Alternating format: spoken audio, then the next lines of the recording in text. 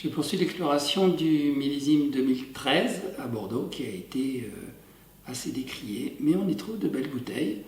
Je vous ai déjà présenté le Marquis de Termes en Médoc et le Château La Gavelière à Saint-Émilion qui sont, pour mon sens, de belles réussites. Il se trouve qu'il y a peu de temps encore, en juin, j'étais dans les Landes et j'ai été faire une petite visite au domaine de Chevalier. Petit détail, les visites au domaine de Chevalier sont gratuites et on peut considérer que c'est une exception dans les châteaux prestigieux. La propriété s'est embellie par rapport à l'époque assez lointaine où j'ai fait une première visite aux années 80, alors que Olivier Bernard venait de reprendre la propriété et travaillait conjointement avec l'ancien propriétaire, Paul Ricard, par ailleurs pianiste émérite, qui avait déjà fait un travail considérable, notamment pour le vin blanc sec, qui avait une réputation assez extraordinaire, qu'il l'a toujours bien sûr, mais il y a d'autres grands Pessac-Léognan qui lui font maintenant concurrence. Mais à l'époque, c'était vraiment un petit bijou, hormis bien sûr Aubryon Blanc et la ville Aubryon, qui s'appelle aujourd'hui Mission Aubryon Blanc. Les vins de domaine de Chevalier se répartissent essentiellement en rouge. Il y a une quarantaine d'hectares pour 5 hectares de blanc sec, ce qui est vraiment très peu, tout au moins à l'échelle de Bordeaux, naturellement. 2013, au domaine de Chevalier, l'encépagement, c'est 2 tiers de Cabernet Sauvignon, 1 tiers de Merlot.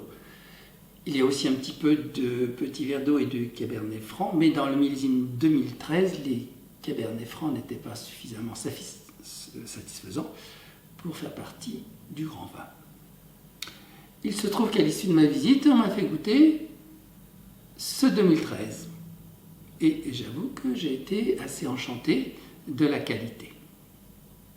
Je me suis donc procuré une bouteille, tout en sachant que les prix de ce domaine, même dans des millésimes comme 2013, restent relativement élevés.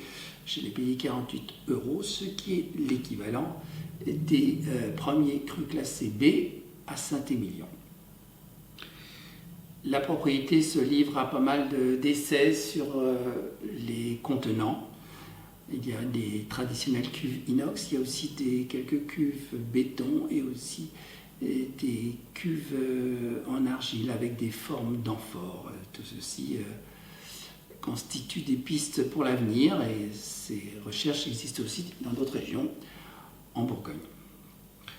En fait, les vignobles Olivier Bernard, c'est bien autre chose que le domaine de Chevalier.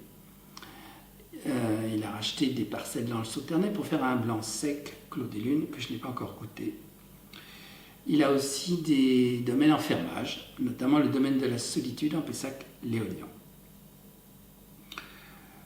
Nous allons donc goûter ce 2013 qui est assez proche de son apogée.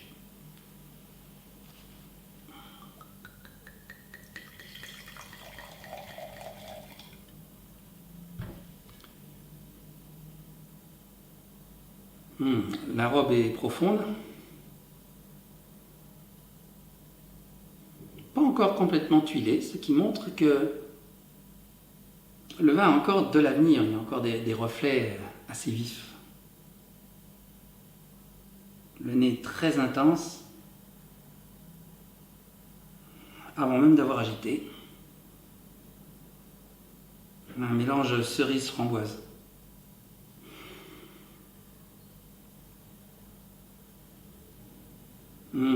C'est vraiment très très beau nez. Très pur et ces notes fruitées dominent tout à fait les notes boisées. C'est vraiment un vin extrêmement fruité, très beau nez. Le cassis aussi ressort. C'est difficile de choisir là. quelques notes florales par derrière. C'est un régal pour le nez en tout cas.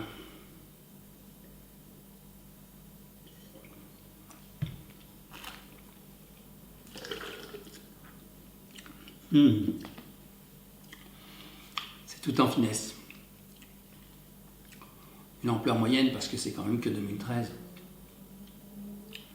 Mais c'est une belle réussite. Les tanins n'ont aucune agressivité, restent assez soyeux quand on sait les conditions de vendange en 2013. C'est une forme d'exploit. Un vin donc qu'il faudrait encore attendre 1 à 2 ans, à mon avis, et qui constitue sans aucun doute une belle réussite pour ce millésime. J'ai en cave du Domaine de Chevalier Blanc 2016, mais ça, c'est encore beaucoup trop tôt pour être goûté. À bientôt.